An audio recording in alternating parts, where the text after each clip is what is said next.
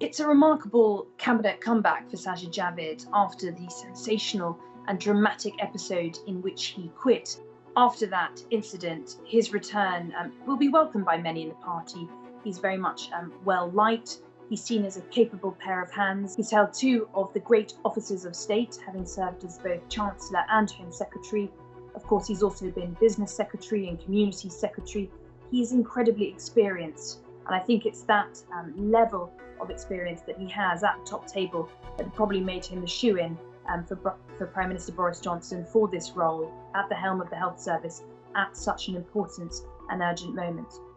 Sajid Javid's most pressing priority is, of course, dealing with the pandemic, and as a member of the influential quad of four ministers that shapes coronavirus policy, along with the Prime Minister, the Chancellor and the Cabinet Office Minister, he's incredibly influential in what happens from here on out regarding the coronavirus restrictions as well.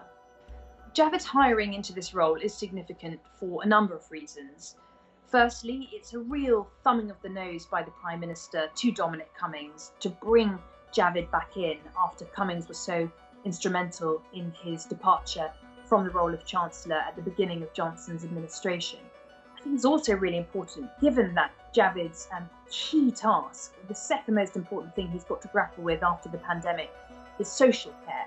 Now, he's going to be really shaping up for some wrangling with the Chancellor to really wrest enough money to do the proper long-term systemic reform that is needed to make sure that this is a system that will last in the decades ahead. I want to see the restrictions lifted and life going back to normal as quickly as possible, and that's at my right here and now. That is my absolute priority. I want to see those restrictions lifted as soon as we can, as quickly as possible.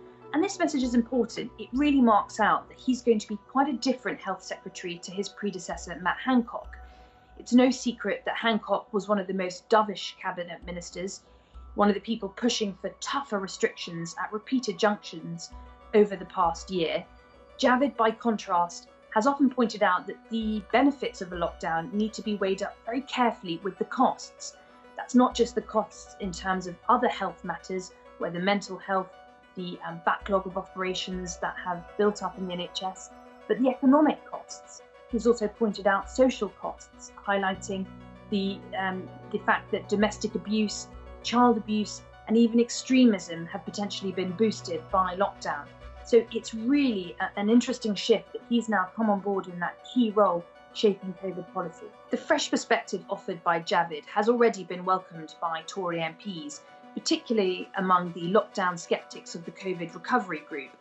They're keen to press him and understand exactly his current thinking on lockdowns, but the mood music of what he said in the past year about having to weigh up the costs as well as the benefits mean that many Conservative MPs think that the likelihood of another lockdown this autumn, perhaps if a third wave of coronavirus takes hold, becomes a lot less likely now that he is in charge of the health department instead of Matt Hancock.